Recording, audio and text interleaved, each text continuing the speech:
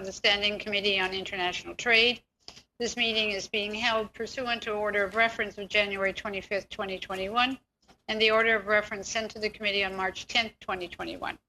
The Committee is resuming a study of Bill S-216, an act to amend the Department of Foreign Affairs Trade and Development Act. Oh, there's no S, I'm sorry, it's Bill 216, Supply Management.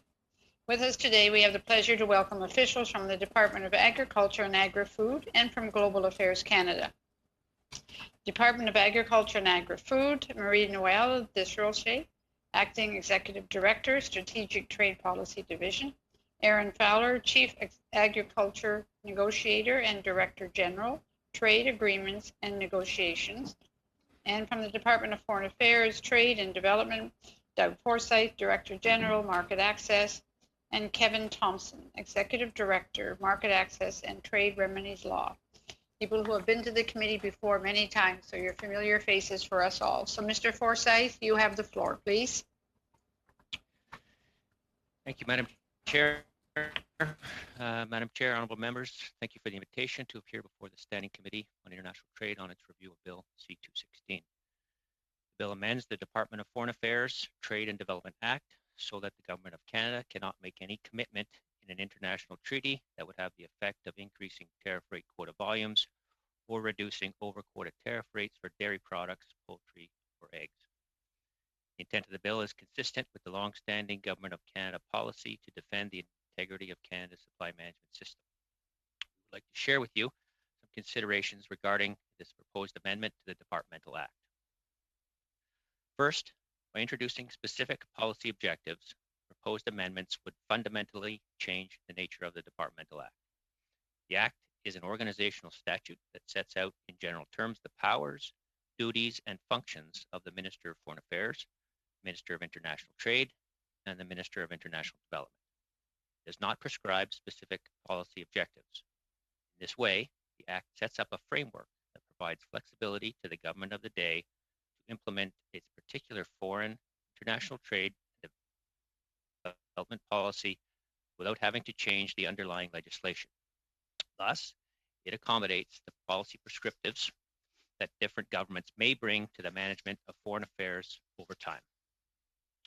As an example, in terms of international trade negotiations, Section 10(2)(c) of the Act provides that the Minister of Foreign Affairs is to conduct and manage international negotiations as they relate to Canada. Section 13 of the Act elaborates on the specific duties of the Minister of International Trade, which include improving the access of Canadian products and services to external markets through trade negotiations. Second, specific foreign, international trade and development policy objectives, including how to address sectoral interests or specific constituent concerns, are generally established elsewhere. For international trade negotiations, negotiating objectives and how to accommodate specific sectoral interests are set in negotiating mandates that are approved by Cabinet. This allows the government of the day policy objectives in response to evolving international circumstances. Third, Parliament has the final say over the outcome of any international trade negotiations. Parliament ultimately decides whether or not to pass the legislation necessary to implement any free trade agreement. Additionally, moving forward, trade agreements will be subject to even more parliamentary oversight. The updated policy on tabling of treaties strengthens transparency of trade negotiations and provides additional opportunities for members of Parliament to review the objectives and economic merits of new free trade agreements. The new policy includes the tabling of a notice of intent to enter into negotiations towards a new FTA, the objectives for negotiations, and finally, an economic impact assessment. Fourth, amending the Departmental Act in the way in which Bill C-16 proposes carries risk. By limiting Canada's ability to engage on these issues, this amendment would invite negotiating partners to narrow the scope of their own potential commitments, taking issues off the table from the outset of negotiations, likely in the areas of commercial interest to Canada. This narrows possible outcomes, precludes certain compromises, and makes it harder to reach an agreement. Addressing the interest of any specific sector in the Act would set a precedent that could lead to demands for additional amendments to reflect other foreign and trade policy objectives, including sectoral or specific interests, further constraining the government's ability to negotiate and sign international trade agreements and more generally manage Canada's international relations. Lastly, maintaining the nature of the Departmental Act unchanged does not affect the government's policy to defend the integrity of Canada's supply management system, nor the ability of negotiators to defend this position at the negotiating table. The government has made public commitments to not make further concessions on supply managed products in future trade negotiations. In practice, Canada has been able to successfully conclude 15 trade agreements that cover 51 countries while preserving Canada's supply management system, including its three pillars: production control, pricing mechanisms, and import controls. Most recently, the Canada-United Kingdom Trade Continuity Agreement fully protects Canada's dairy, poultry, and egg sectors and provides no new incremental market access for cheese or any other supply managed products. Where new market access has been provided, specifically and exclusively in the Canada-European Union Comprehensive Economic and Trade Agreement, or CIIT, the Comprehensive and Progressive Agreement for Trans-Pacific Partnership, or CPTPP, and the Canada-United States-Mexico Agreement, or CUSMA, the access was deemed necessary to conclude an agreement that was in Canada's interest.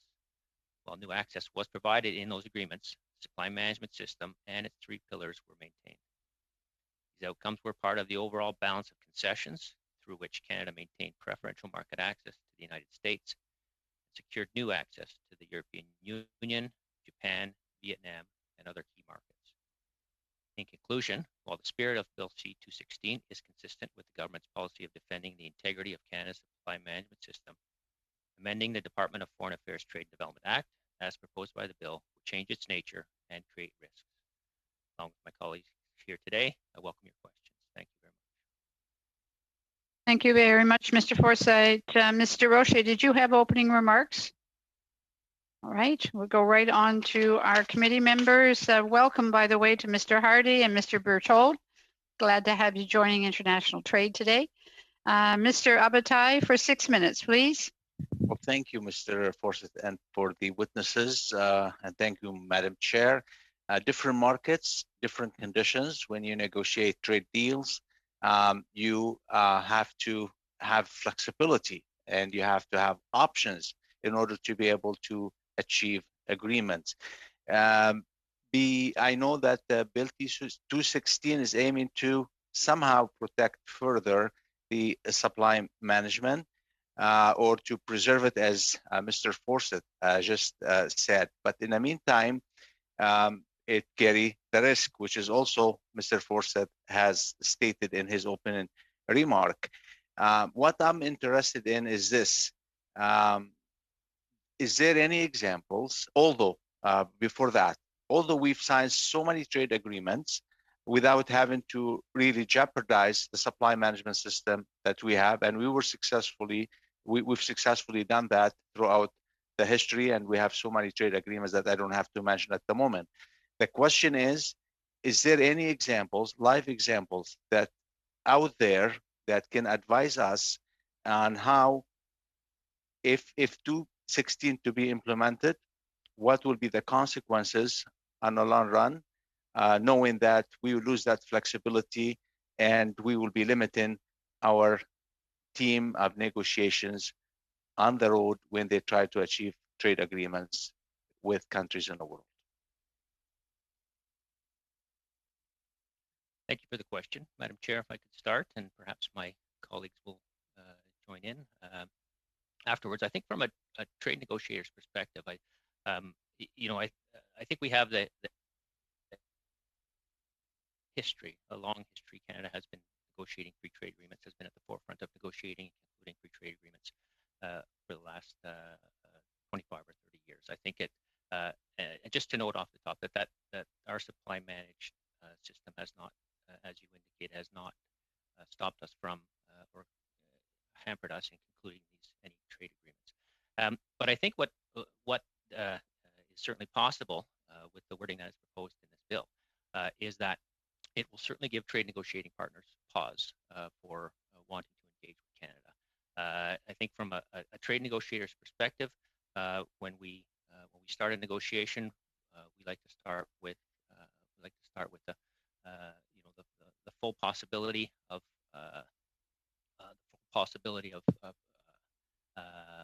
access in the back of our minds.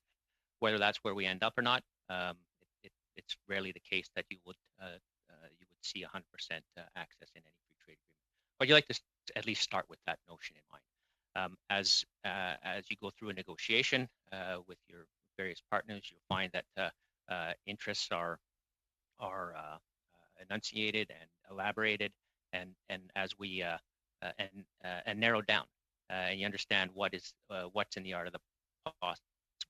But you like to start as wide as possible when you do launch those negotiations. When you start from a very narrow band of possibilities, and then that gets narrowed, then the scope of a negotiation, the scope of an agreement is very much smaller than you would have seen otherwise. And so I think if we were to end up with this bill as it is written, I think very much that we would start with a much smaller scope of negotiations with various partners. I think it wouldn't be unusual for them to say, fine, Canada has taken these issues right out of play. We will take issues that are of interest to Canada right out of play. And now you're talking about negotiating from a smaller pie, as it were. Maybe I'll turn to my colleague Aaron, my colleague from AFC, to see if he has anything. Thank you very much. Thank you, Chair. I would certainly agree with everything that Doug has said so far, and associate myself with his response. I believe the question was whether there are examples of similar measures being imposed by some of our trading partners around the world, and what the consequences of that might be. I have to say I'm not aware of any legislative prohibition on our trading partners' ability to discuss an issue. Were such a prohibition in place, I feel like, depending on the level of commercial interest that Canada had in the matter that was covered by such a prohibition, I believe that we would use the exploratory stage of our trade negotiations to indicate that we see this as an important issue that needs to be discussed in the context of the negotiation. Free trade agreements are really about changing the legislative and regulatory regime that our trading partners have in place in order to create commercial opportunities for Canadian exporters. And so I suspect that were our interests sufficiently significant for us to want to discuss that issue in the negotiations, we would make that clear at the exploratory stage and expect base our decision on whether to move forward in the negotiations on our partners' indication of their capacity to have discussions in that area. But on the specific question of whether there are examples that I could point to, I have to say offhand, I can't think of any similar prohibitions that are in place. Thank you. There's very short, Mr. Abatai. Okay, other sectors. I mean, we offer a wide variety of product and solutions to the world. How do you see the reaction of other sectors if something like 216 go forward? What do you see the reaction as far as opportunities on the world stage with trade? Sorry, reaction from Canadian stakeholders or from? Yes, from Canadian stakeholders. Yeah. Canadian stakeholders. Well, honestly, I think if this does go forward, I think we would see the reaction we would see would be other groups seeking to have their concerns, their issues inserted into the Departmental Act as well. Okay. Thank you. Thank you very much. On to Ms. Bindayan, please, for 6 minutes.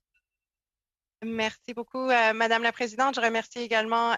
Thank you, Madam Chair, and thank you to our witnesses as well. And thank you for all the colleagues that are here for this important meeting. And thank you to MP Plamondon for having put forth this bill. Before beginning, I would like to note the importance of the supply management system here in Quebec and throughout Canada. It's important not only for our producers, but also for our food security. We need to continue to be open on the world and to promote international trade, all the while protecting our supply management system. I think that we have demonstrated that this is possible.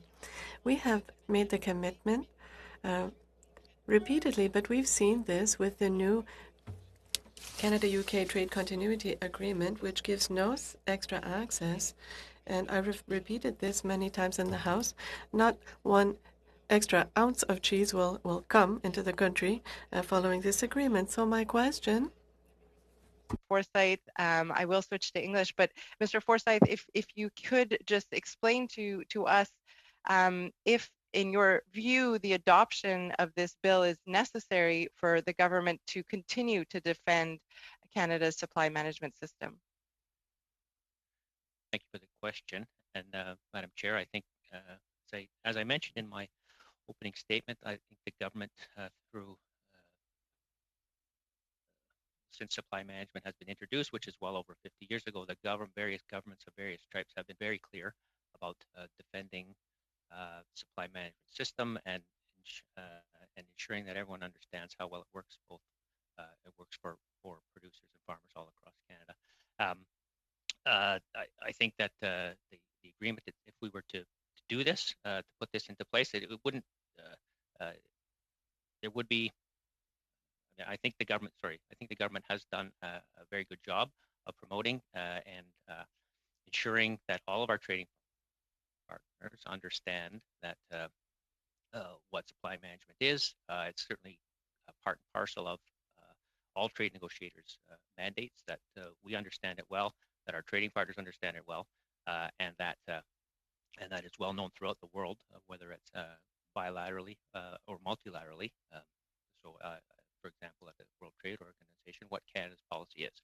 So I think that, to answer your question, would it have any effect? I think that people. I think that, as I said, the policy is well known, well understood, so I'm not sure that there would be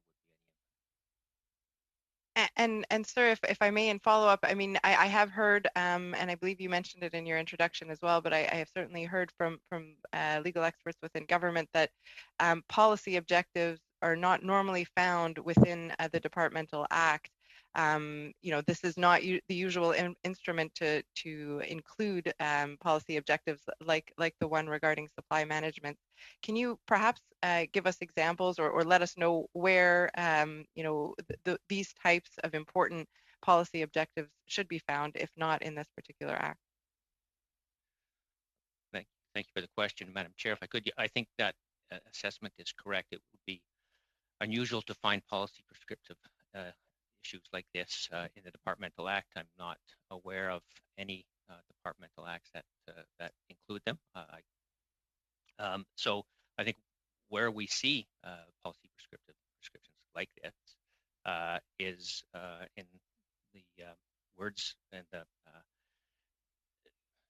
enunciated from the government. It's clear that this is a government of Canada position, policy position. You find it in speeches, you find it in departmental legislation, for example, at Agriculture and Agri-Food Canada, and you find it in various places like that. I think it would be unusual to put something like this within the context of the Departmental Act. Now I'll just ask my colleague from Agriculture Canada if he had anything he would like to add. No, thank you, Chair. I would agree with the answer. I would say that generally this type of policy constraint would be found in the negotiating mandates that we receive that inform our engagement with our negotiating partners. And so I would endorse the answer that Mr. Forsyth provided. Thank you, Madam Chair. Just as a quick follow-up, Mr. Forsyth and Mr. Fowler, you referred to a negotiating mandate, and of course, Mr. Forsyth, you were at the negotiating table with the United Kingdom.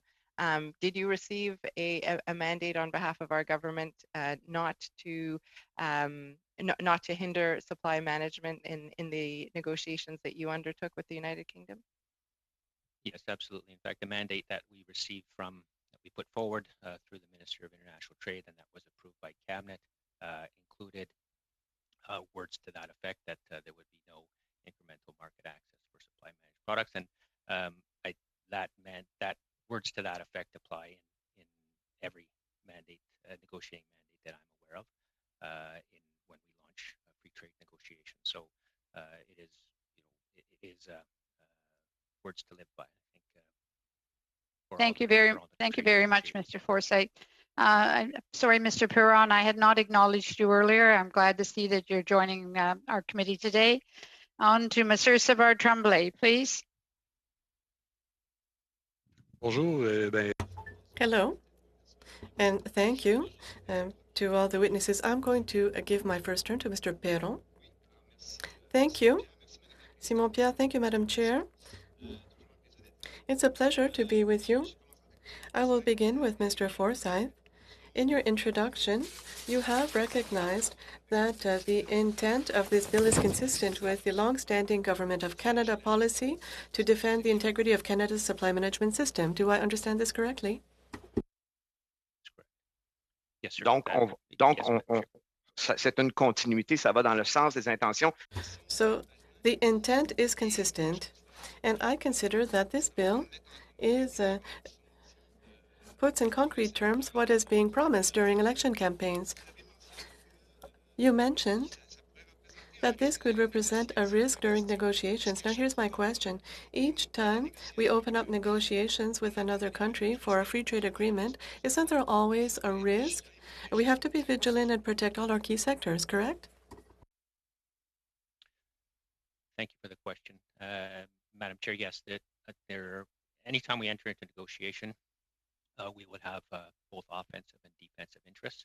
And on the defensive interest side, that's absolutely about protecting and defending key sectors, for example, like supply management. Yes. Merci. Merci beaucoup, Monsieur Forsyth. Je poursuis. Thank you. Moving on. Some people who are opposing this bill are saying that a change, well, that wouldn't do anything really because any bill can be amended. So any government that would adopt this bill with a limited negotiating mandate could go before Parliament once again to have a change. Is this not correct? That would be, thank you for the question. And yes, Madam Chair, that is my understanding of how any changes, if this bill were enacted, if you wanted to make further changes to it, they could do that.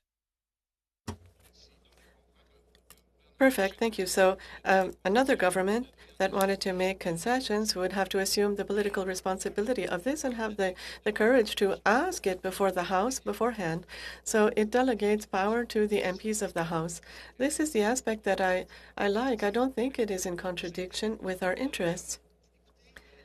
Now, it was stated we refer to the European Accord, and I would like to remind that with the UK agreement, market shares that were given to Europe were also given to the UK. So this was very reasonable to expect that no new concessions would be made. Unfortunately, the trade agreement with the UK is a temporary one, so the risk of new requests is still present. I would like to bring forth this element. I'd like to bring this to the attention of members of the committee. I think it's important. Now, you spoke earlier of negotiating mandates. When a representative of the government enters into a negotiation, there's a mandate provided by government. Couldn't it just be part of the mandate and provide a limit that they cannot touch supply management? Isn't this the same thing? It could simply be in the mandate of the negotiator, but with this bill, it would be there for sure, regardless of the government of the day. I think if this bill were, thank you for the question, and Madam Chair, I think if I could respond in a way, if this bill were enacted, I would not see the need for it to be in the negotiating mandate. It would be, I mean, you would probably put it in anyways, but it would be to remind negotiators of what is in the legislation. But I think it would be clear. Mais vous convenez avec moi que ce serait un peu l'équivalent, là? So we are defining the trade negotiating mandate ahead of time, regardless of the government of the day or the political stripe of the government. Well, I think, thank you for the question, Madam Chair. I think all governments, again, as I mentioned in my earlier answer, I think it's been clear all governments of the day have supported supply management since its inception. Has been part and parcel of Canada's trade negotiations and Canada's agriculture policy. I don't think that's anything new.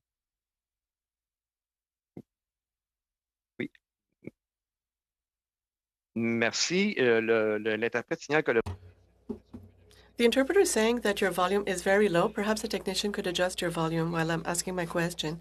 You're saying that governments have provided their support to supply management. Yes, that's true.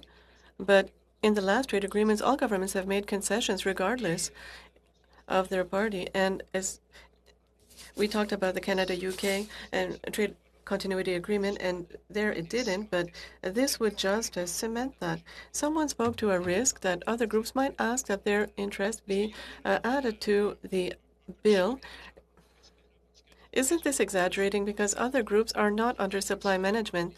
The idea is that if we increase the amount of concessions, the supply management system won't work anymore. For a supply management system has to work, you have to control the offer. And I'd like to hear you speak to this. Perhaps Mr. Fowler from Agriculture? We could get a somewhat short answer, Mr. Fowler. I will endeavor to do so, Chair. Thank you very much for the question.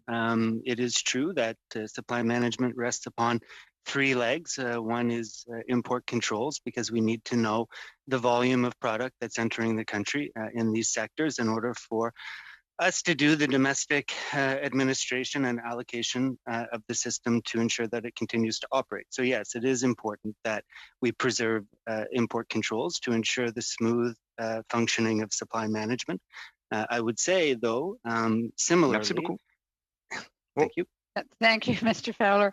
On to Mr. Blakey for 6 minutes, please. Thank you, Madam Chair. And I suppose I might just start by expressing some sympathy for Mr. Forsyth, who's been sent here to defend the government's right to ultimately betray supply managed producers in trade negotiations on what I think are frankly some specious grounds. I mean, I don't think the bill was presented in ignorance of the fact that Canada's trade negotiating teams receive mandates from Cabinet, but one has to wonder, and perhaps you could answer for the committee, whether the negotiating mandates for either of CITA, the CPTPP, or CUSMA included a prohibition on conceding market access in supply managed sectors. Thank you for the question, Madam Chair. Maybe I could answer it in a more general way, given that the mandates are for cabinet purposes. So I think it's very clear that each trade negotiator understands well his or her mandate, whether it was under the CITA, CPTPP, or CUSMA. That's where we started from. And I think, as I mentioned in my opening remarks, in order to reach agreement on those three key trade agreements, it was deemed necessary. Those decisions were not taken lightly. Those decisions were not taken simply by the chief trade negotiator at the time. They were done in close consultation with the government of the day, including the minister and beyond. Those were important decisions. They were made in the economic interests of Canada, and they were not taken lightly. Fair enough, although I think that the concern of supply managed producers has less to do about the feelings of government decision makers in respect of their decision to betray them, and more to do with the substantive consequences for their industry. And on that point, those three agreements were clearly failures to protect the supply managed sector in the way that the government has indicated it would like to, or that frankly that it will.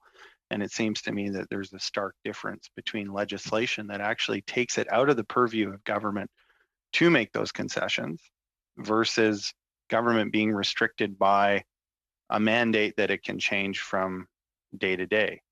Or in your earlier remarks, opening them up, you said that, you know, Parliament has the ultimate say because it can pass or decline to pass the legislation that enacts these agreements. But I think you also know, and you can correct me if I'm wrong, by the time enabling legislation comes to Parliament, the deal is already signed. And if Parliament declined to pass enabling legislation for those agreements, Canada would be in default at that point of very serious international commitments already made on behalf of Canada by the government.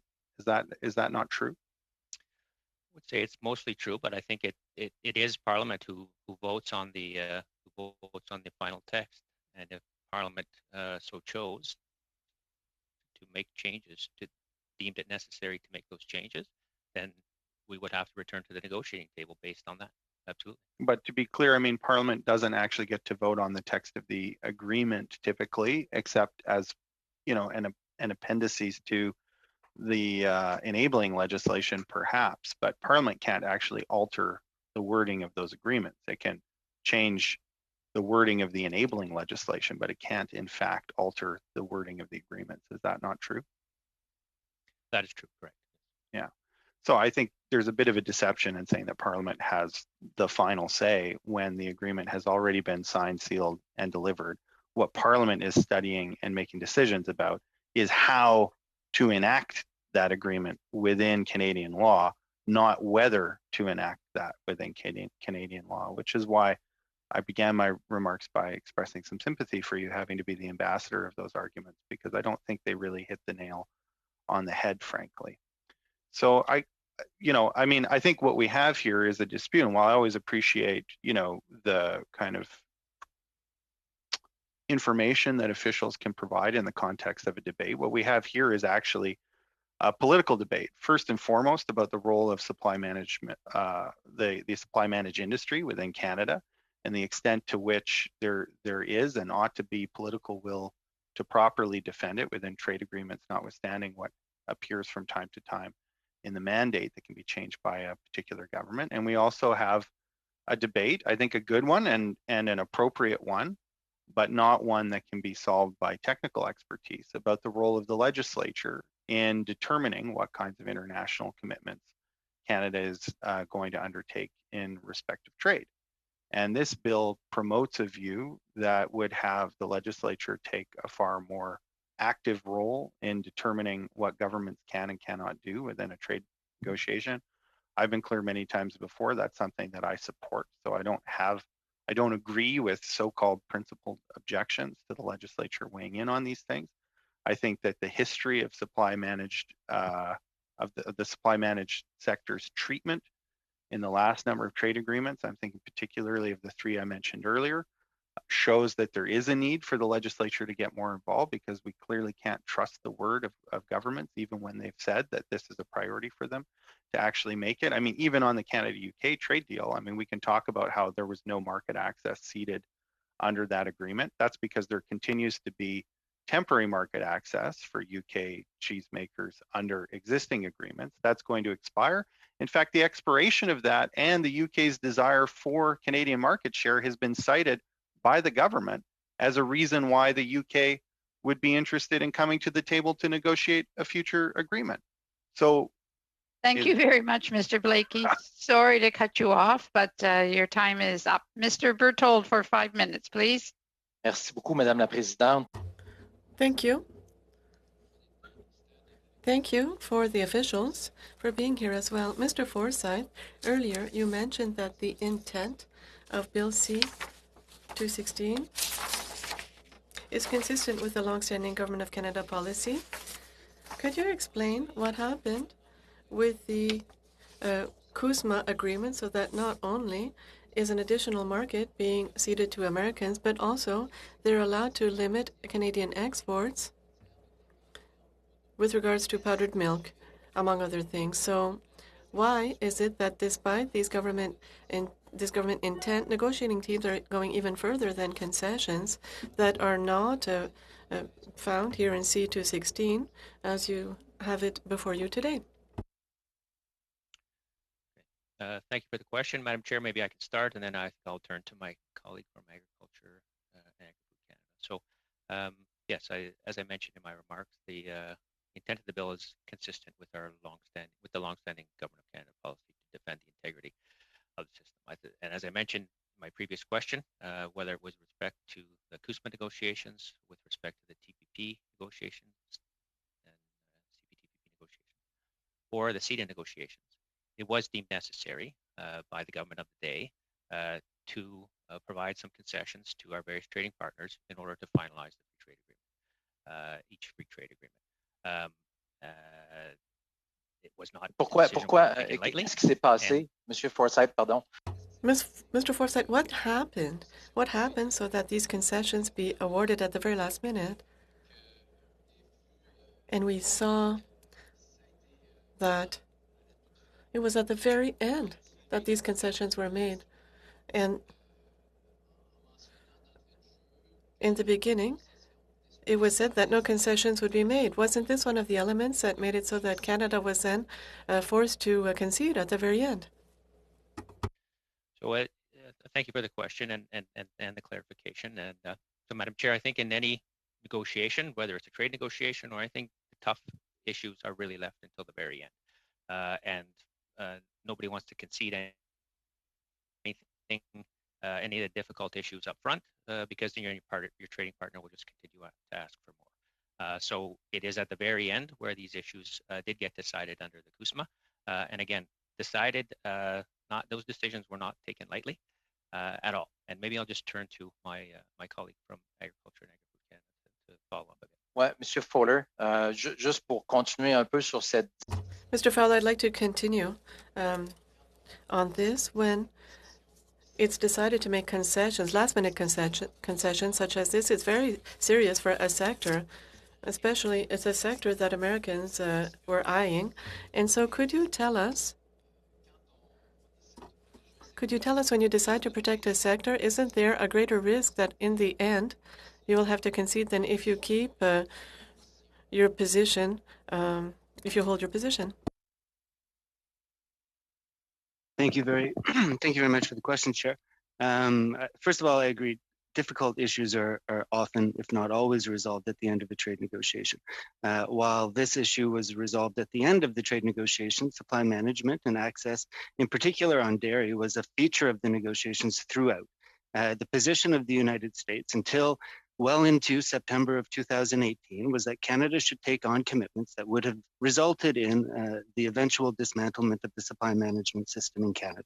We did not accept the commitments that the United States wanted us to take, and the provisions that were in the CUSMA at the end that applied to dairy were provisions that Canada, the negotiators and the government felt were warranted in light of the overall benefits and balance of the agreement and what it offered to the Canadian economy.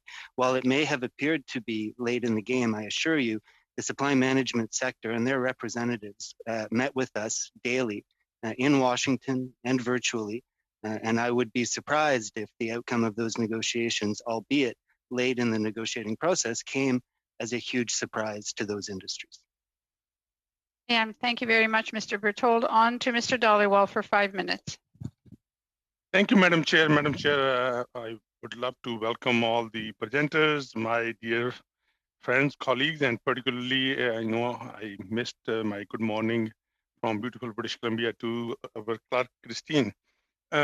Madam Chair, contrary to what my dear friend, Mr. Blakey, said that Mr. Forsyth is here to defend the government, it's my understanding that he's here to provide a professional, non-partisan advice to the committee members on this particular act, which is 216. Madam Chair, my question will go to Mr. Forsyth.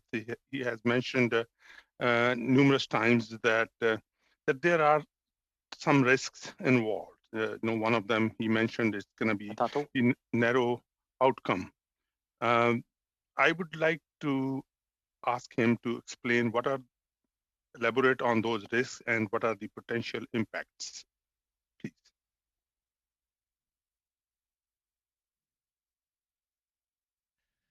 Thank you for the question. Madam Chair, I'd be happy to elaborate on some of those risks and what happens in a trade negotiation if one were to be negotiating with not the full basket of items on the table. And I think I highlighted it in one of my earlier answers, but I'm happy to flag it again. I think that as a trade negotiator, you like to start the negotiation with as many items on the table as possible. It does potentially allow for trade-offs and allows for broad discussion with your trading partner to understand what is within the art of the possible. it is incumbent on us as trade negotiators to make sure that our partners, trading partners, understand what are our key defensive interests, what are our red lines, what are things we cannot do. And as I've said throughout my negotiating career, it has been clear that concessions made in the supply management sector are red lines. That is what was in my mandate for the Canada-UK TCA, and that was what was respected. It does risk if we were to start from the point where we're not dealing with 100% of items that we would negotiate on. It does risk having an agreement that's not necessarily completely beneficial to Canadian exporters and producers, and it does risk being an agreement that is not necessarily does not provide the full economic benefits to Canada that one might have expected. That does, we have not faced that yet to date, but it is possible that if we were to go down that path with CIIT 16, that is in fact what we would do. It would be quite likely that our trading partners would take off the table something of interest to Canadian exporters and producers, and then we would be faced with the situation of negotiating a treatment that might not be as beneficial to Canada as it could be. And maybe I'll just turn to my colleague from Agriculture Canada to see if you would like to add anything. Thank you very much. No, I fully agree. Trade negotiation has reached what we call a balance of commitments or a balance of concessions or a commensurate level of ambition with your trading partner to the extent that there are issues that are of interest that we're not in a position to discuss. The reasonable conclusion would be that the overall level of ambition of the agreement would necessarily be diminished as a result of that position. Madam Chair, it's also mentioned that introducing specific policy objectives, the proposed amendments would fundamentally change the nature of the departmental act. I would also like to see the elaboration on that particular issue as well, please. Okay, briefly, a brief answer, please.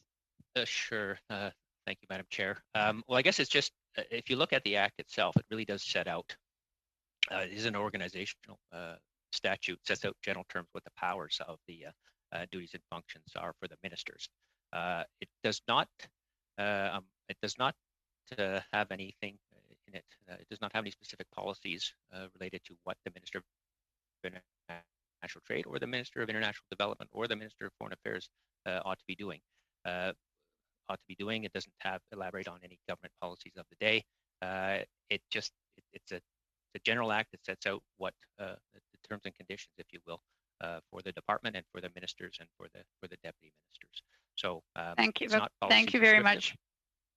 Okay, thank you, Mr. Forsyth. 2.5 minutes, Monsieur Savard Tremblay. Merci, Madame la Présidente. Thank you, Madam Chair. In the U.S. Congress, they can give a mandate because the trade deals they're responsible for the trade deals. It's the Parliament in the UK, and here it's the government. The government has a mandate. So already it's not as democratic and transparent. Despite the Constitution, it doesn't stop that in the U.S., despite the fact that the U.S. Congress provides a mandate before the negotiations. There are many sectors that are protected by many different laws. For example, the marine sector, government purchasing, sugar. So they don't touch these during trade negotiations. You negotiated with the U.S. over these past few years. So this is a simple question. Around the negotiating table, did you feel that you had partners, negotiating partners that were weakened, that they were condemned in advance to be on the losing team? Thank you for the question. And Madam Chair, maybe I'll start and then pass it over to my colleague from Agriculture Canada. So, no, you're right. When I think that we, both Canada and the United States, have different systems in which we get our mandate and they get their mandate. I would just note on the top in terms of Canada and vis-a-vis the United States in terms of how it is set up that and the review and oversight of the trade agreements before they are launched. I did note them in my remarks, but I'm happy to highlight them once again, that there is the new or updated policy on tabling of treaties in Parliament, which includes 90 days in advance of the negotiations of a notice of intent to enter into Oui, mais those attendez, negotiations. excusez-moi, And then je veux quand même préciser the ma question objective. au-delà du fait que les There are procedures to provide mandates for negotiation that are not the same. There are acts or laws that exclude some sectors. Were you saying, okay, that's great, I'll have before me people that will have a losing position and will be able to jump on this? I'm sorry, a very brief answer, Mr. Forsyth. Well, maybe I'll turn to my colleague from Agriculture Canada for that answer. Okay, maybe we better just. Sorry, I apologize, Chair. I'm not sure that I have a lot to add. I mean, I think every country has its own internal processes that allow for consultation between legislatures, governments, and negotiators at the table. I'm not sure I understood the question as to whether the U.S. system is better or different than ours. Okay, thank you very much. On to Mr. Blakey for 2.5 minutes, please. Thank you, Madam Chair. As I said earlier, I mean, I think the issues in the legislation are pretty clear cut. It seems to me that committee members have a pretty good sense of where they're at on that. And I would simply move, Madam Speaker, that we consider the bill to have passed clause by clause and report it back to the House unamended, so that the debate can continue on the floor of the House of Commons, and the bill can make some more progress in the life of this Parliament. Well, Mr. Blakey, we have our officials here for today, and that's the plan for today's meeting. And on Monday, we will deal with clause by clause.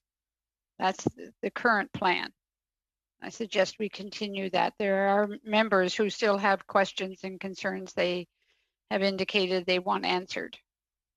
I hear that, Madam Chair, but I'm moving the motion nevertheless, because I think it would be a nice way to move on and perhaps use our time in other ways on Monday, given that I think, well, I'm satisfied that from the technical point of view, all the questions have been answered. I think it's really just a matter of committee members deciding whether they think the bill should proceed back to the House or not.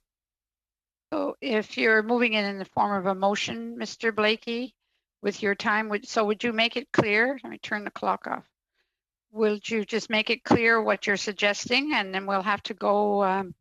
Madam Clerk, is Mr. Blakey's motion in order? Well, Madam Chair, I think so, but I would need to. I would appreciate if you can repeat it very clearly. Sure. Okay. I'm moving that the bill be deemed to have passed clause by clause and be reported back to the House without amendment. Right. Thank you very much, Mr. Blakey. Ms. Gray. Thank you, Madam Chair. We as a committee had all agreed to, and this was based on what was brought forth by Mr. Savard-Tremblay. We had agreed as a committee what the timeline was going to be and to designate certain days and what we would be doing on those days. And we as a committee all voted for that. So, you know, for myself, I have questions to ask. I'm sure my other colleagues have questions to ask.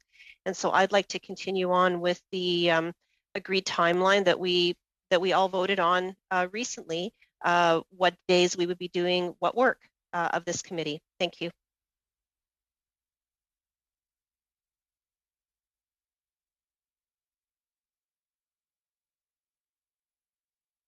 Sorry, Madam Chair, you are muted. I guess that you're asking me to speak. I'm the one who, yes, yeah. Pretty soon it'll be hand signals for all of us. Madam Chair, you know, I have not asked questions. I have still questions to ask. Maybe some other members may have had their opportunity to ask questions from these officials and get the answers they need. But I strongly object that my limited time is curtailed. Thank you. Mr. Savard-Tremblay. J'ai effectivement Yes, I did suggest that we provide for these dates. As you know, I asked that this be studied as a priority, and because it's a bill, and here we are in June, and we voted it in second reading in March, it seems different, this type of delay. The committee has tried not to. I am going to vote for Mr. Blakey's motion. Okay, thank you, Mr. Savard-Tremblay. Okay, Ms. Bendayan, please. Oui, simplement pour ma part. Yes, to clarify the situation, with all due respect, Mr. Savard-Tremblay, I tried to speed up a study of Bill C-216. There was a discussion with regards to our forestry industry and the possibility of having an emergency debate on other issues that are also very important. I agree. And so not all members of this committee didn't try to fast-track this discussion. We are where we are, and I do not share the opinion of Mr. Blakey, given that there are some members that still have questions to ask. Of course, I'm open to what members decide. Thank you, Ms. Bendayan. I have Mr. Lobb. Thank you very much. My question is, if Mr. Blakey's motion is defeated, does the meeting still go on Monday in regard to Mr. Savard-Tremblay's 216, or if it's defeated here, is that the end of it, and then we go to a new topic on Monday? Because if that's the case, I couldn't imagine Mr. Savard-Tremblay wants that to happen. But I just like the clarification on what happens on Monday. Yeah, thank you, Mr. Lobb. I believe if Mr. Blakey's motion is defeated, we will continue the meeting today and Monday. Madam Clerk, is that correct? That's exactly what I'm checking right now. So I would need maybe 2 minutes just to make sure. Okay, we're going to suspend for 2 minutes then. All right, I move suspension just for 2 minutes.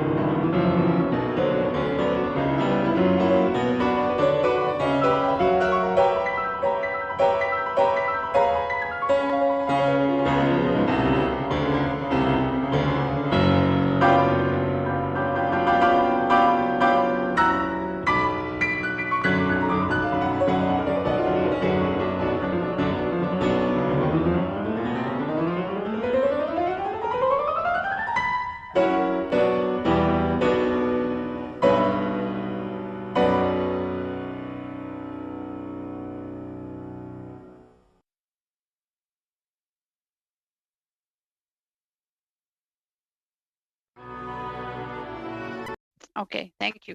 Mr. Blakey, you have 40 seconds left, 53 seconds left. Thank you, Madam Chair. Just a couple quick notes in that case. I mean, I'm fine waiting for advice with the clerk on how to proceed with the motion. I think normally, although I'm not asking for the extra time in this case, when a member moves a motion, once a motion is moved, it doesn't count against their time. But as I say, I'm satisfied that we've learned what we need to learn from officials. I don't think that the question here hinges on any technical answers that they might provide. I think this is a political question and a question about the role of the legislature in determining trade policy. And I'm happy to cede the remainder of my time, which I take to be approximately 2 minutes. Thank you. Okay, thank you, Mr. Blakey. On to Mr. Lobb for 5 minutes then. Thank you, Madam Chair. The first question I have for Mr. Forsyth, and again, thank you for appearing before committee. I think you're in the lead for most appearances since I've been on the committee, for maybe you and the minister, so congratulations on being available. When we say that we can't ever say we're not going to put the following items forward in the beginning of a trade negotiation, I understand the sentiment, but I'm curious, when we're doing the USMCA deal, softwood lumber never made its way on there, and the Buy America really never got resolved either. So how does that happen? If you can just tell me, because I know I'm not in the inner circle on this stuff. So how do we make a statement like that and then never get softwood or Buy America dealt with? Thank you for the question, Madam Chair. If I could offer, I think if again we started, memory serves, and I wasn't directly involved with the broader Canada, U.S., Mexico agreement at that time. But my understanding of the situation is that we certainly did start with the broadest possible negotiating objectives, including trying to deal with softwood lumber in some way, shape, or form, as well as trying to deal with trying to negotiate the government procurement chapter by type of relation to the Buy America provisions. It was clear as we started to narrow down the issues that the United States would not engage on either of those issues, and so they were put aside as we reached to Can I just ask one distinction on that? I don't doubt we put it on the table, but I don't know if you're prepared to say this publicly, but I don't think Donald Trump and his negotiators put Buy America and softwood lumber on the table. Is that, like, are you saying that they put that on the table in the negotiations, or did we ask for it in the negotiations? Thank you for the clarification. No, what I'm saying, in fact, is that they were part and parcel of the broader dynamics of the negotiation. I can't say specifically, as I said, again, I wasn't there, so I can't say specifically that the United States ever said no softwood lumber. But I'm saying when we started from, Eric said earlier, we start with 100% of the negotiations or issues on the table and then narrow them down. I think it became clearer as time went on that the government of the United States did not want to discuss government procurement at all, nor deal with the softwood lumber in the context of USMCA. Okay, now just humor me on this one, and I'm sure I've asked you this one before. In TPP, like CPTPP, if we're going to start negotiations again with the US and with UK into TPP, in regards to access to supply management, how do you start the negotiations by saying to them, like, how do you do that? Because I'm sure you've already talked to the dairy farmers and the chicken farmers and all that. We're not going to grant any new access to the United States or the UK. So how do you do that when you go into it? You have to, so how are you going to make that happen? Because it seems to me like we're starting a negotiation by saying you're not getting any new access when we start this renegotiation of TPP. Thank you for the question, Madam Chair. If I could, so we have the CPTPP, as you folks are well aware, the agreement is already in place. It's been agreed by the CPTPP members, and so anyone that wants to accede to it, so that would include the United Kingdom and the US, since they are not party to the agreement, would have to accept the terms and conditions as it is. And that includes the market access. So that includes the broader pieces, the parts that everyone has already agreed to, as well as the market access components to it. So you're absolutely right. We have made market access concessions that includes all of the tariff rate quotas in the supply managed area, and it is open to CPTPP members to access it. So New the members US, would be able to access that same amount, not more. so the US is going to have what they have through USMCA plus any they can fill through TPP. It would depend. That would certainly be part of the negotiation, what it is that they would put on the table. And again, they have not asked to or requested to join the agreement. There are some different people think different things about whether they will or they won't. Okay. The only country that has put forward an application is the UK. So. Okay, my last question real quick. Very, very brief, Mr. Love. Okay, it's to my best friend, Tom Vilsack, the US Ag Secretary. And I'd love to say the US is our greatest trading partner, and they are. But Secretary Vilsack sure doesn't prove it with his rhetoric with cool. How do we complete a deal on USMCA? Give it different regime, different president, but now we're right back into this again. It's very disheartening. Well, thank you for the question. If I could just offer on country of origin labeling, we did win a WTO case on that. We do retain the right to retaliate if the United States were ever to implement something that was offside of their WTO commitments, and we could implement that rather quickly if need be. So. Thank you, Mr. Forsyth. Madam Clerk, I understand you have you've been able to clarify Mr. Blakey's motion. Yes, so Mr. Blakey's motion is in order, except that because it goes against the standing order 75, which states the way a committee has to deal with a bill in committee, so we have to do clause by clause, adopt the title and everything, then we would need unanimous consent to go through, to pursue this. So in order to proceed with Mr. Blakey's motion, we need unanimous consent from the committee. All right. Exactly. Does Mr. Blakey have unanimous consent? No. Okay. Thank you, Madam Clerk. Okay, thank you, Mr. Law. We're finished your time. Mr. Raya, please, for 5 minutes. Thank you, Madam Chair. Whenever the issue of supply management comes, I think of poor Canadian families. Milk is so expensive that many poor Canadian families cannot find it very hard to buy milk. In fact, according to Statistics Canada, the milk consumption has been declining in Canada since 2004. If my numbers are correct, in 2004, milk consumption per capita was 85.6 liters, and in 2018, it was 65.85 liters.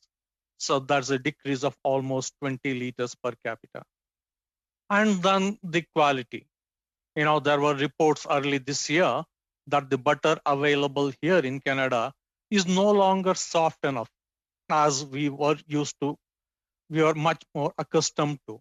In fact, now I'm told that we have to pop a slab into the microwave to ease the butter back for bread tearing consistency.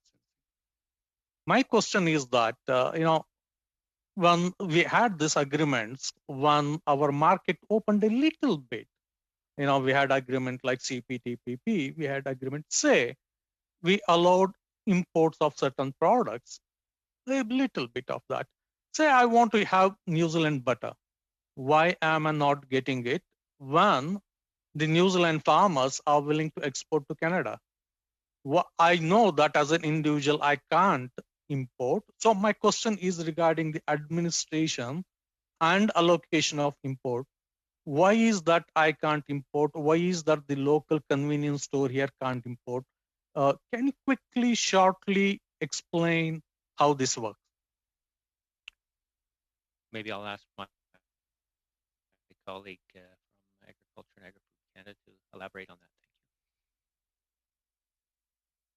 Yes, thank you, Chair, for the question. The reality is that, generally speaking, there's more interest in importing product in the supply management categories, then there is volume to be imported. And so Canada requires a system to organize itself and to allocate those import rights in a coordinated fashion, and one that maximizes the commercial and No. economic My benefit to question Canada. is that why is it is not available now? We had this agreement for quite some time.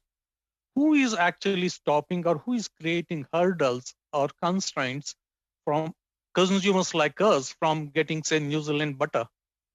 Yes, thank you for the question, Chair. Again, the imports from New Zealand or from any of our CPTPP countries that meet Canada's food quality requirements are eligible to be imported. Global Affairs Canada, through its Trade Controls Directorate, administers the import and export controls regime, including import licenses for dairy products that are covered by the CPTPP, including imports of those products from New Zealand. Now, what the holders of those licenses choose to import is up to the holders of those licenses. Okay, so who holds the licenses? Can I, as an individual, apply and get a license to import the New Zealand butter? I would defer on that question to colleagues at Global Affairs who administer the import and export controls regime. Thank you.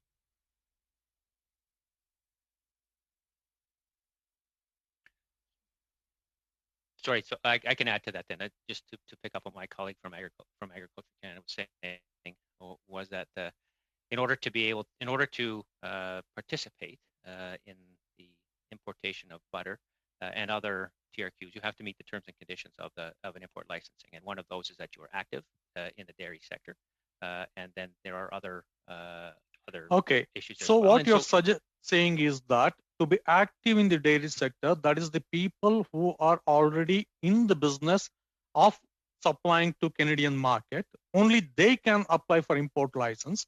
And why should they import if that is going to affect their own market here in Canada? Let me just, if I could finish, the other components of the. Thank you, Madam Chair. The other components of the ability to import include we do allow provisions for new entrants, people that are new to the sector that may be interested in doing that. So it's not just producers and processors who have imported in the past. I said all of the terms and conditions are available on our website. I'm sorry, Mr. Rai, but your time is up. I'm sorry. On to Ms. Gray for 5 minutes, please. Thank you, Madam Chair. Thank you to the witnesses for being here, and good to see you again, Mr. Forsyth.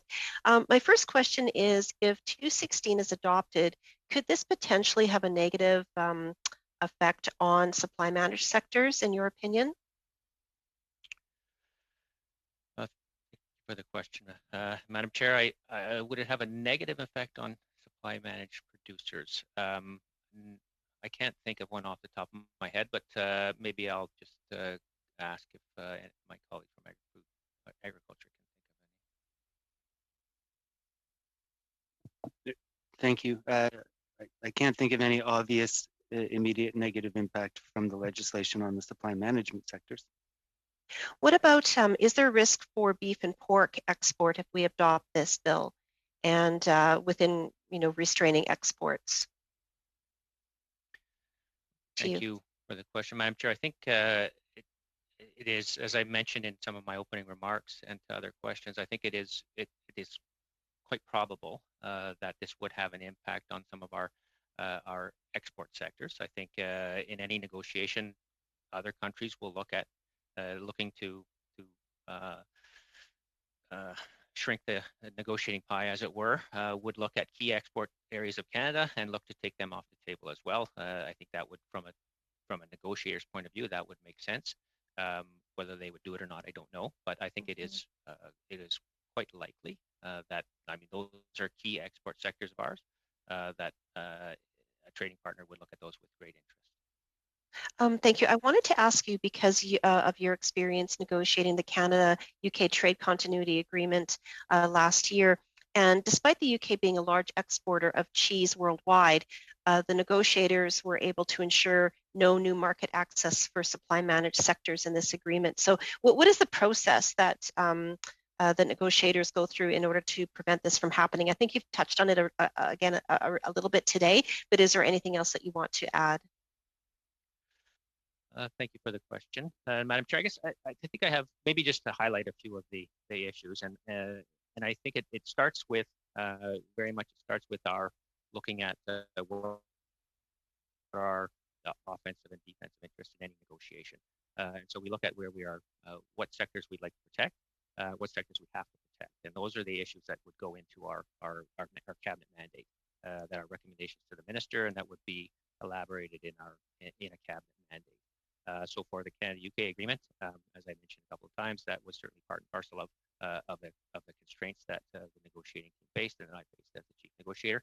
And it was, as you know, it was well respected throughout the negotiating process, and we were able to achieve an outcome that fully respected the policies of the supply management system. Okay, thank you very much. We heard today from High Commissioner Goodell that it looks like the agreement between Canada and the UK will be accelerated, although UK Prime Minister Johnson had told CBC a few weeks ago that he wants to see access for UK cheese in the Canadian market. What actions has the government directed you or your department to take on this? Thank you for the question. So, Madam Chair, I think we have not yet launched the bilateral negotiations between Canada and the UK. We finished our consultations earlier in May. My understanding is that the UK is currently undergoing their consultations right now. We anticipate that they will be finished early in the summer. Do you know if have you been advised if you're going to be the chief negotiator? Sorry for interrupting. I have not been advised of that. Okay. Yeah, no, that's okay. I have not been advised of that as of yet. So we will see. So we will put forward a mandate to government late in the summer, early in the fall, and then we will follow the tabling of treaty process as we move forward and provide the opportunity. If I could just squeeze this in, would having Bill C-216 receive royal assent be helpful to you in the successor negotiations with the UK to protect Canadian supply managed sectors, or would you say it'll make no difference in the prioritization of protecting it? Thank you for the question. I don't think it will make any difference in the sense of prioritizing it. It may make it more difficult once the UK government sees that the issues are, see where the issues are, and they would look to hold on, Mr. Fowler, Mr. Forsyth, I'm sorry. We seem to have a translation problem. Just 1 second. Could you, Mr. Forsyth, would you back up with that answer a little bit and then try it again, please? Okay. So the question was around whether it would be whether there would be any constraints. Sorry, if you could repeat the question, please. I think you're on mute, though. You're on mute, Ms. Gray. Thank you, Madam Chair, for allowing me the extra time just because of the translation there. So with Bill 216, if it receives royal assent, would it be helpful to you in the successor negotiations with the UK to protect Canadian supply managed sectors, or would you say it would make no difference in the prioritizing of it? In terms of protecting supply management system, I don't think it would make any difference. The mandate would be not developed yet, but I think that the words from the Prime Minister, from the Minister of International Trade, Minister of Agriculture are clear that there will be no new concessions for under supply management for our future trade negotiations. So I can't see it making a difference, frankly. Where it would make a difference, though, and I think this is where I got interrupted, was with respect to where the UK enters the negotiation and their mindset and their mindset and frame of mind when they come in. If they see that that we have completely taken something off the table, it is quite likely that they would look to do the same, and that we would not be operating from the same set of the same basket of issues. Thank you very much, Mr. Forsyth. Mr. Hardy, for 5 minutes, please. Well, thank you, Madam Chair, and thank you for this opportunity. You know, when we talk about supply management, it brings to mind the whole issue that this is more about families, about communities, about the strength of sectors that historically have been the foundation of many communities in the country. It goes beyond money and markets, which is why I tend to agree with Mr. Blakey that this is a political issue, not so much a technical one. But it is also an issue that we need to understand the technical implications of maintaining something that is, if you like, culturally important to Canada, because there will eventually be trade-offs. There'll undoubtedly be trade-offs. Would adopting this and would exercising a total, barrier to access to negotiating over supply management, would this basically shut the door in a very large way to our potential trade agreements to other countries?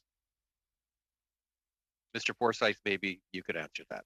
Great, thank you. Maybe I'll start, and if my colleague from agriculture has anything to add, I'm happy to start. So I think as I said, I think that during a negotiation, we like to start with the full basket of issues on the table. So taking them off the table, would it right up front, would that impact our negotiating leverage? Would it impact the interest that a trading partner has in Canada? I think, as I've said a couple of times, I think it probably would. I think that we would be whatever agreement if we were able to launch negotiations, and then if we were able to come to an agreement, I think it would so if I could, Mr. Forsyth, I have other questions, and I know that this is not an easy answer or a short one, but basically then it's safe to say that this just limits our range of movement if we take something off the table. Is that basically it? I think that's fair to say, yes. I think that's fair to say, yes. Do we have other sectors where we already provide the same kind of protections that this bill would provide to the supply managed sector? Do we have anything in legislation that prevents it? Or I think, as I said, I think the government has been very clear. Government for many years has been very clear about their defense of supply management and their protection of supply management. But is there anything in legislation like this that prevents it? Not that I'm aware of. Well, no, not supply management, but are there other sectors, maybe not supply management, but something else where we already have, where we will automatically take things off the table? Well, I think we have unique, in other words. Yeah, I mean, listen, we do have defensive interests, and as I had mentioned a couple of times, when we go into a trade negotiation, we have our defensive interests that are top of mind. Supply management certainly is on that list. Our cultural exemptions are another thing that are top of mind from our defensive point of view. Certain of our environmental aspects, our labor aspects, and of course, our defense of the export of water is also top of mind when we go into trade negotiations. So whether any of those things are in legislation, not to my knowledge. Those are policies of the government. We know, for instance, that we won't permit foreign telcos to come in and take over part of our system. Same with the Broadcast Act, etc. Then which countries do we actually have to keep an eye on in terms of pressure on supply management for dairy, eggs, and poultry? Well, I think, thank you for the question, Madam Chair. I would say it very much depends. I mean, the Canadian market is very lucrative. And so many of our export partners want to ensure that they get access to the Canadian market. So top of mind, of course, is the United States due to their proximity and due to our trading, the relationship. We have keen interest from the European Union due to our CIIT agreement, and they have a large eye on our cheese market. When we talk, partners, I'm sorry, Mr. Hardy, your time is up. Sorry. Okay. On to Mr. Savard Tremblay for 2.5 minutes. Oui, merci. Alors, Thank you. I'm going to ask my earlier question again, but in a more simpler way. So we're not going to compare the U.S. constitutional system with that of Canada or Europe and the model to mandate negotiations. But here's a much more simple and concise question. There's a bill in the U.S. that says we don't touch governmental operations. There is a law that says we're not touching the maritime sector. It's called the Jones Act. We don't touch sugar. This is a very old act since the War of Secession. So you around the table, you said, well, Do you think that they have a weaker position? They have decided to exclude some sectors because of their act. So does this change the bargaining power? Well, thank you for the question and the clarification. Appreciate that. So, Madam Chair, I think when we enter into negotiations with anybody, again, whether it's the United States or any, we always try and find ways to bring issues to the table. And I do have a little bit of history on the sugar side of things, and I can assure you that we are always, despite some of the constraints that they may have in the areas of sugar, it is an area of interest to Canadian exporters and producers. And I think, sorry, maybe I'll turn to my colleague who's got his hand up. I think he wanted to add something, so please. Thank you. In fact, I just wanted to clarify that indeed there are provisions in the CUSMA that provide incremental access to the U.S. sugar market for Canadian exporters under certain circumstances. Okay, thank you very much. On to Mr. Blakey for 2.5 minutes, please. So I guess just following up on that, I mean, am I hearing that we have a trading partner that has a prohibition in law on granting access within an agreement and nevertheless granted access to Canada within a trade agreement?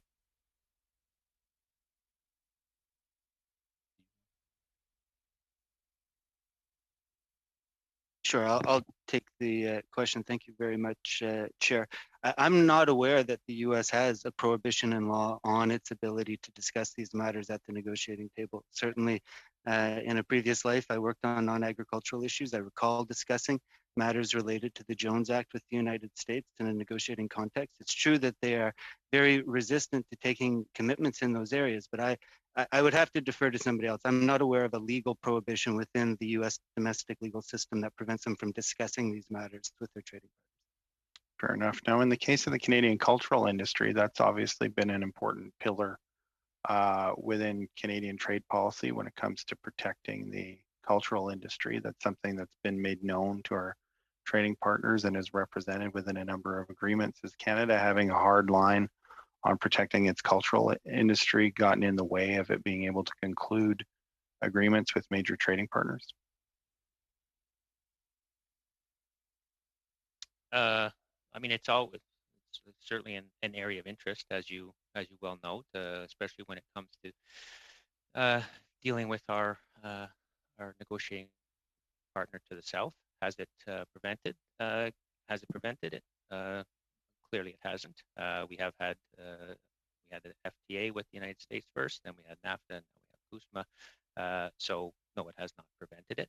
I would just add that I would just offer that generally speaking, when we're talking, that goods tends to take more of the trading goods tends to take more of a focus than the trade and services of which culture would be part of. Thank you. That's all, Madam Chair. Thank you, Mr. Blakey. On to Mr. Berthold for 5 minutes. Merci beaucoup, Madame la Présidente. Madame la Présidente. Thank you, Madam Chair. I think it's important to mention why we are here.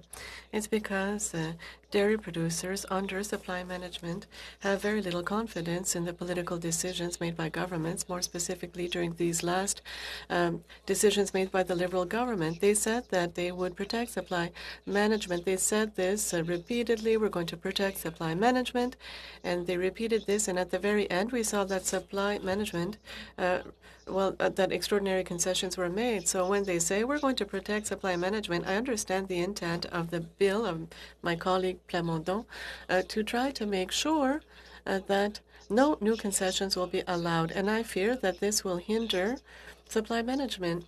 If we pass this type of bill, as Mr. Forsyth said, this is going to attract the attention of other countries because we're protecting a sector, and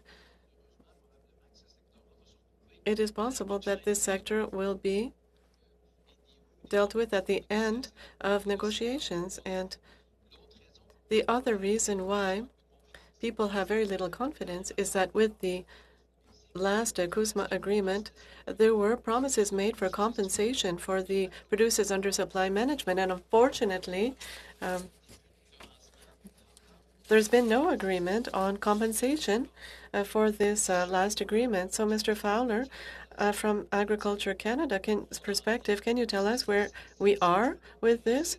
This is where resides the current problem. We're told some things, politicians don't deliver. We feel like we're obligated to craft a bill in order to ensure that there are limits imposed. And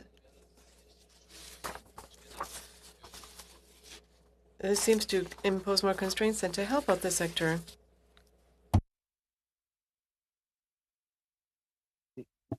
Thank you. I think the question was whether I could provide an update with respect to the provision of compensation related to the CUSMA. The government has, I think, been fairly clear in its statement of its intention to continue to provide support to the supply management sector, including its commitment to provide producers and processors with full and fair compensation for the impacts of recent trade agreements, including CITIT, Mais je parle CPTPP, and the uniquement. CUSMA. Monsieur Fowler, arrêtez de ramener sur le TP. Mr. Fowler, stop coming back to CETA and CPTPP. We're talking about the CUSMA agreement where concessions were made. Never unprecedented concessions were made because we accepted to limit our exports. We accepted that Americans would come and have an influence on the price, and producers were promised compensation. Where are we with this compensation? This is the very heart of the issue right now. Producers have do not trust the system anymore. And it seems that politicians all say that they're going to protect the supply management, and their words are insufficient now. Well, thank you for the question. I'm not a member of the government. I'm Canada's chief trade negotiator. All I know is the government has made a commitment. It seems fairly clear what that commitment is. And with respect to the earlier trade agreements, I believe that that commitment has been executed, and the government continues to reiterate its intention to execute that commitment vis-a-vis the CUSMA as well. Do I have a little more time, Madam Chair? 1 minute and 20 seconds. Merci beaucoup. Monsieur Forsyth, quand on négocie au nom de plusieurs... Mr. Forsyth, when you're negotiating on behalf of several groups and sectors, I believe that discussions, preparations, and promises that are made to different groups are very important in order to keep the credibility of the negotiations. How can a negotiator act if both hands are tied during a negotiation without being able to defend and use all his or her tools to defend a sector that they have a mandate to defend?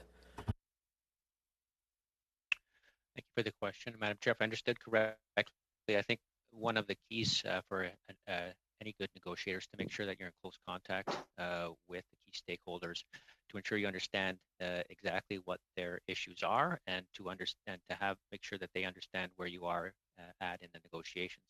And that two-way communication is very important, so that the surprises, whether at the end or in the middle, are kept to a minimum.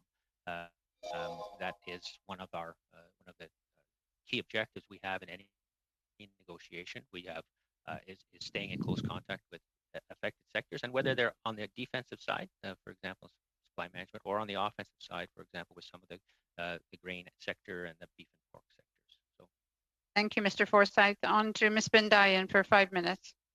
Merci beaucoup, Madame la Présidente. On a soulevé plutôt. Thank you.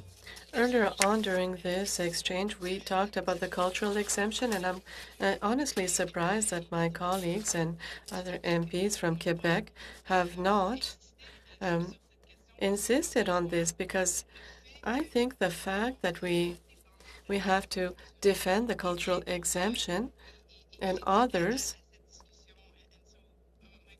To either Mr. Fowler or Mr. Forsyth is really given that we have a number of defensive sectors, I believe that's how you call them, Mr. Forsyth, given that we have a number of areas that we do try and protect in Canada, particularly the cultural exemption, but others as well, do you feel as if putting one particular defensive sector into law in this legislation somehow diminishes the importance in the eyes of our potential trading partners of the other things that we try and defend, such as the cultural exemption? Thank you for the question. And Madam Chair, if I could, I think would it in our partners' eyes? That's a very good question. I think certainly by elevating one sector and over another, you are indicating to trading partners and frankly to the Canadian audience as well the importance of one sector over another.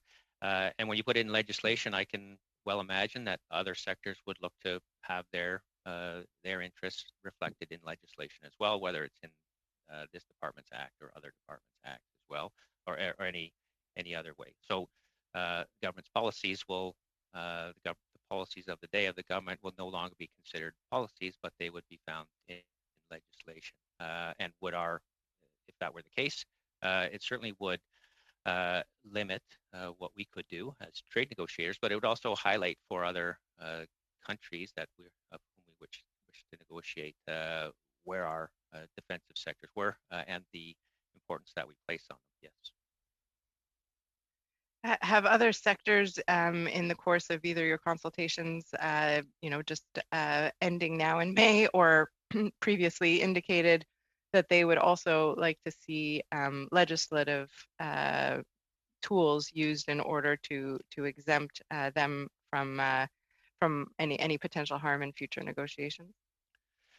Thank you for the question. I think during the consultations, we certainly heard from a number of stakeholders, interests that are both offensive and defensive, and not just on the supply management side of things.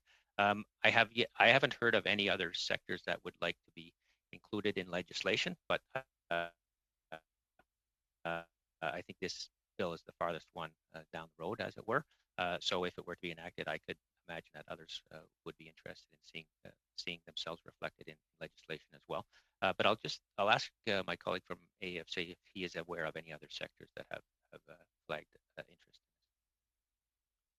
Thank you for the question. No, I am not. I suspect many are watching to see how this process unfolds, but I've not heard of any other sectors requesting this treatment so far. Thank you very much. Madam Chair, do I have time for another question? Yes, you have 1 minute and 30 seconds. Thank you very much. I wonder then, and perhaps for Mr. Fowler, seeing as how just a few short days ago we did hear from other agriculture sectors, including beef and pork farmers, I wonder what reaction or commentary you may have heard on the agriculture side on behalf of our other farming industries, and do you feel like there is a common thread among our agri-food sector, or is there divergence on this particular point? Yes, thank you for the question. I would say that what I've heard reflects largely what the committee heard from the export-oriented part of Canada's agriculture sector, which is the concern that any action taken to continue to protect the supply management sectors, and I think generally speaking, the agricultural industry understands the reason why we have to take these steps to protect supply managed industries. They want to ensure that is done in a way that does not foreclose on their ability to pursue export-oriented opportunities and for the government to negotiate meaningful market access opportunities in the context of our free trade agreement. So I think that is largely consistent with the message that this committee heard. Thank you very much. On to Mr. Lobb for 5 minutes, please. Thank you very much, Madam Chair. I want to go back to an outstanding issue, I believe, that the chicken farmers still have, and whether Mr. Forsyth or Fowler can touch on this. And it's one of their outstanding requests they have from the USMCA trade deal with further auditing at the border with CBSA. Do you get involved in that with CBSA to follow up on that? Is there an update where we're at? And this would be in regards to spend hens coming across the border or anything that wouldn't be in the regular role of what you would see in the deal. Thanks. Maybe I'll ask my colleague from Agriculture Canada to answer that. Yeah, thank you for the question, and certainly we are very well aware of the the issue and the concerns that the poultry sector has expressed with respect to certain types of imports that are coming into Canada. We've been working with them for some time at different parts of the Department of Agriculture and Agri-Food, as well as our colleagues at the Canadian Food Inspection Agency and our colleagues at the Canada Border Services Agency. So yes, have been working across departments to explore different mechanisms that might be used to address that particular challenge and to ensure that the products that are entering into Canada are limited to those that are allowed to be entering under the terms of our agreements. Also, in the same line, I'm sure that you've heard from the dairy farmers through the years, and I have as well, of claims that a tanker truck would come across the border and say that it is goat milk, and only to be found out that it's not goat milk, it's actually dairy cow milk. Is this something that you've heard through the years? Is this something you know that the CFIA or CBSA is regularly checking with or checking on?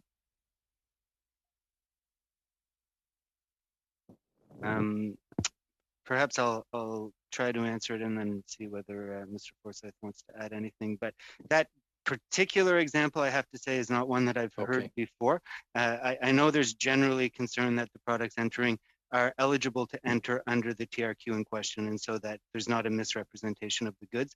That's a fairly consistent concern and one that we work on regularly with our stakeholders. Okay, good. I want to go back to the idea around the Trans-Pacific Partnership and with the US. I know I brought this up in the first round, but to me, the spirit of the deal that goes back to 2014 or 2015 was that the USA would have access to TPP. That would be it. That would be rolled into it, and that was the deal. And now it looks like US is going to get their access through USMCA, and they're going to get access to the TPP. And by geography, they should have the lion's share of that TPP access. Is that your understanding of it, or do you think there's some other way that the US wouldn't almost get double the access? Well, thank you for the question. And Madam Chair, if I could. So just again, I think the US has not applied to join the CPTPP. You are correct. They would have. They do have access. If they were to join, they might have access to both of those opportunities to import, if you will. But that would be part and parcel of their the market access package that they would need to negotiate when they join the CPTPP. And again, they haven't applied yet, so difficult to answer a hypothetical question. I'll just turn to my colleague from AFC to see if he wants to add anything. Yeah, thank you. Maybe I will, if that's okay. I mean, as was mentioned in response to an earlier question, Canada's commitments under the CPTPP are known. They're made on a plurilateral basis, and so they're available to all CPTPP members. Canada has been clear that with respect to countries that have expressed an interest in acceding to the CPTPP, our willingness to leave those market access commitments available for that acceding country depends on that country's ability to bring a commensurate level of ambition to the table, including with respect to the market access commitments that it would be prepared to make to Canadian exporters. This is a very hypothetical situation, but if the US were to seek to accede to the CPTPP and access the market access, incremental market access through that agreement that is not available to them through the CUSMA, I think the first question I would have is, what does Canada get in exchange for that? What is the incremental access that we would get into the US market? At this point, it's not a question that I can answer, but I think it shouldn't be taken as a given that any country that accedes to the CPTPP will, by definition, be accessing Canada's market access commitments as they're currently written. Yeah. Okay. All right. Thank you very much. I'm sorry, Mr. Lobb, your time is up. Madam Chair, can I just say one thing? Yeah. I just ahead. in regards to Mr. Arya, I didn't catch his last comments about the New Zealand butter. I just wondered, he doesn't prefer New Zealand butter over Canadian butter. He's just wondering where he can buy New Zealand butter. I just wondered if that's what he was saying. I see the thumbs up, so I guess that's what he was saying. All right, Mr. Dhaliwal, please. Thank you, Madam Chair. Madam Chair, I again want to appreciate the valuable input by Mr. Forsyth and Mr. Fowler on this particular topic. Carrying on with where Parliamentary Secretary Van Duyn was asking the question, if we set up this, Bill C-216, it will set a precedent, which will probably affect other industries as well, like other people will come to us as well. I mean, every industry begins in a bill. I would like to get an explanation, from them in detail. What are, the trade policy objectives will be affected on particular sectors?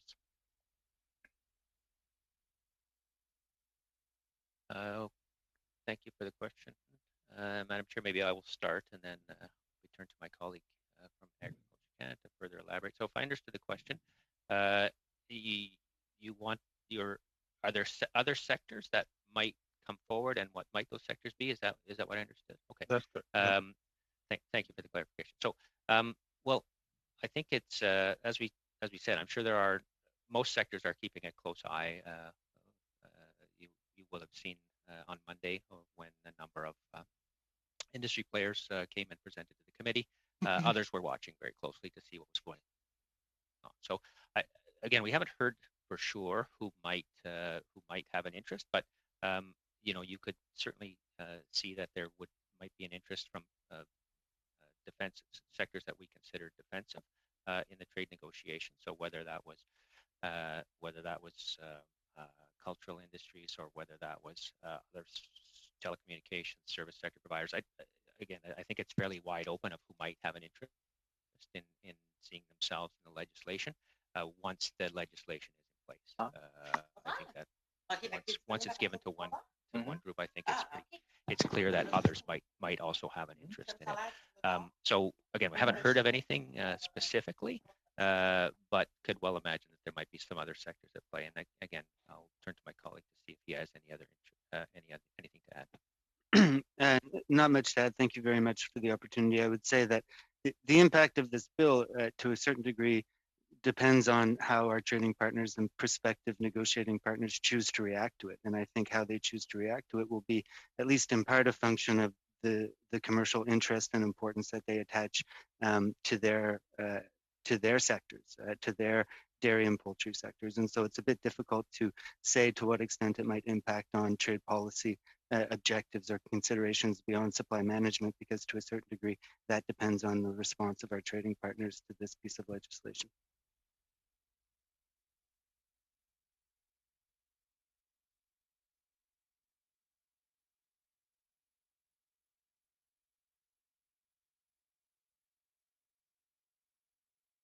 You're muted, Suk. Sorry, Mr. Paul, you mentioned, the trading partners must be watching. Could you please tell me or the committee what are those trading partners that you're seeing, or which countries are the ones that you see that will be focusing on? Well, maybe I could start, and then Mr.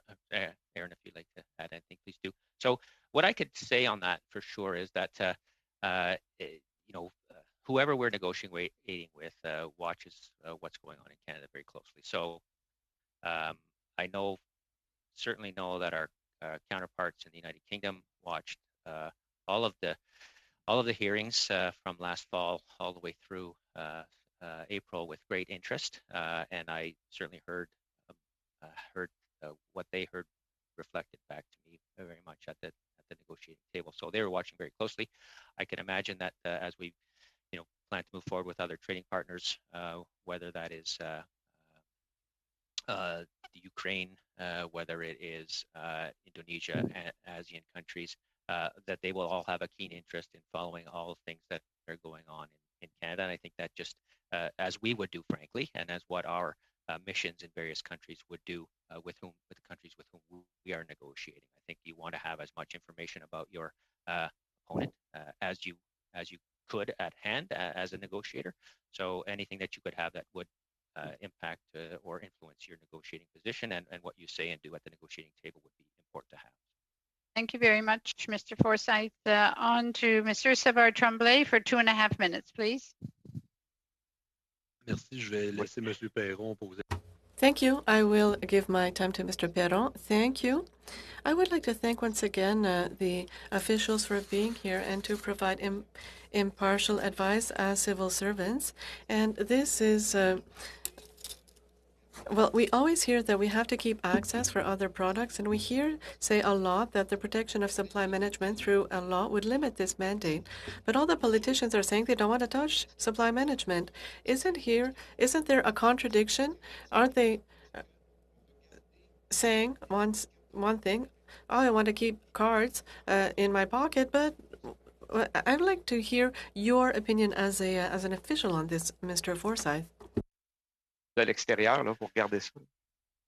Well, thank you very much. Thank you for the question. And Madam Chair, I can start, and then I might turn to my colleague to see if he has anything further to add. So I think from a trade negotiator perspective, I think I always want to have as many options as possible when I'm sitting across the table from Madame la Présidente, j'aimerais ça qu'on suspende le temps. Nous n'avons pas la traduction.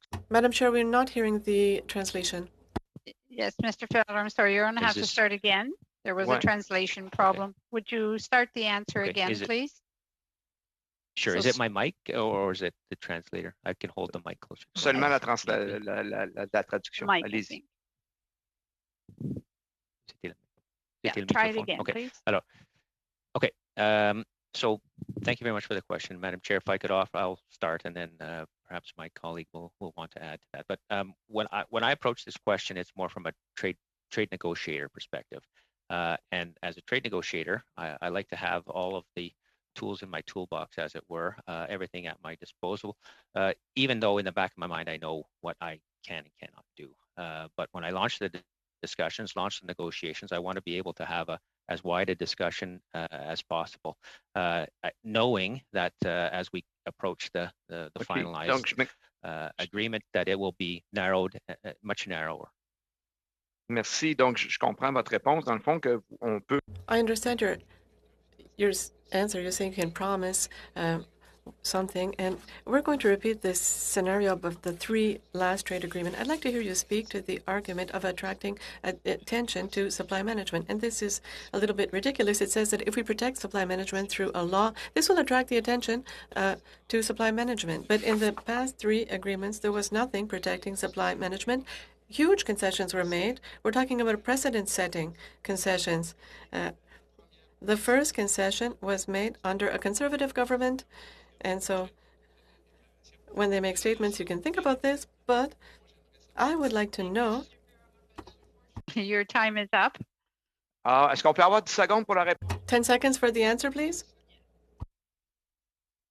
If I understood the question well, thank you, Madam Chair. And I'll try and respond because I think I'll try and respond to the question I think I heard, but if not, then I apologize in advance. So yes, there were concessions given in CETA, in CPTPP, and in CUSMA. Those concessions were given, as I had mentioned earlier, after thorough analysis and a lot of internal debate about whether or not they should be, and it was deemed in the economic interest of Canada to go ahead and make those concessions. And that's why it was they were not taken lightly, and they were not taken without a great deal of thought and analysis. Thank you very much. Mr. Blakey, 2.5 minutes, please. Merci, Madame la Présidente. Si Monsieur Perron. Thank you. If Mr. Perron has any extra questions, I will be pleased to give him my time.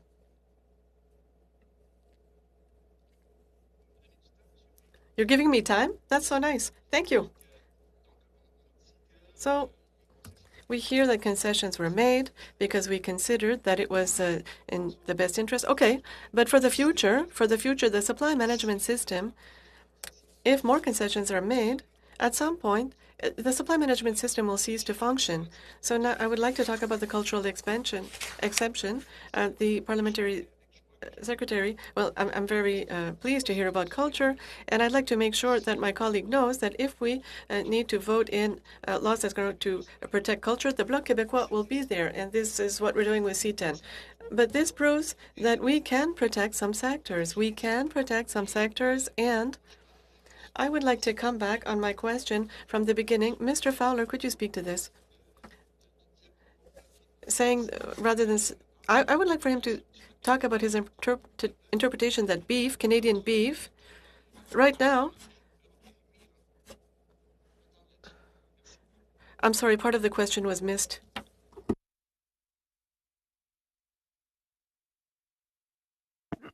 I'm sorry, the question was cut off. I did not hear the question.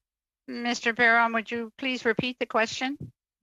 Oui, bien sûr. Alors, Yes, Mr. Fowler, we're oftentimes told that we need to protect access for other products. Supply management producers are a little bit fed up about this, but I'd like to hear you speak to beef. Why is it that beef, Canadian beef, doesn't have access to the European markets, but European cheese does have access to the Canadian market? This is a concrete example where there was an exchange and it doesn't work. Could you speak to it? Yes, thank you very much for the question. Canadian beef does have access to the European market. There is market access that's provided for under the CITA. There's additional market access that was created under the UK Trade Continuity Agreement to account for the departure of the United Kingdom from the European Union. We are aware and we continue to work with the industry in Canada to ensure that Canada has a supply of beef that's able to meet the technical and food safety requirements of the European Union, and we continue to work with the European Union to align their, to encourage them to ensure that their system reflects a scientific basis and a rules-based approach. And so there is beef access provided under the CITA. I think at the time that the CITA was concluded, it was seen as a balanced outcome, both from an overall perspective and from the standpoint of the agricultural market access result. Monsieur Fowler, merci pour votre réponse, mais Thank you for your answer, Mr. Fowler, but you're saying that beef have access to European markets. That's not what the beef producers are telling us. They're saying that they don't have entry, that there are other non-tariff barriers. So is it really worth it to punish or to cut some sectors from our economy when the gains are not necessarily guaranteed? I think that we have to learn lessons from the past, no? Yes. Brief answer, Mr. Fowler. Absolutely, yes. I mean, we do learn from our experiences, and we seek to improve the rules that we negotiate with our trading partners to ensure that the market access opportunities that our exporters are afforded are real opportunities that they can take advantage of, and not merely tariff reductions that don't address underlying non-tariff or technical barriers to trade. It's a long road, and there's always scope to improve that outcome. But it's something that we strive to do in every trade agreement that we negotiate, is to ensure that export-oriented industries, agricultural and otherwise, have opportunities that they can pursue as a result of that. All right, thank you. Thank you all very much to all our witnesses for the very valuable information. I'm going to adjourn the meeting with your permission and wish you all a very nice, relaxing weekend, and we will see each other on Monday's meeting. Right? Thank you all very much. Thank you.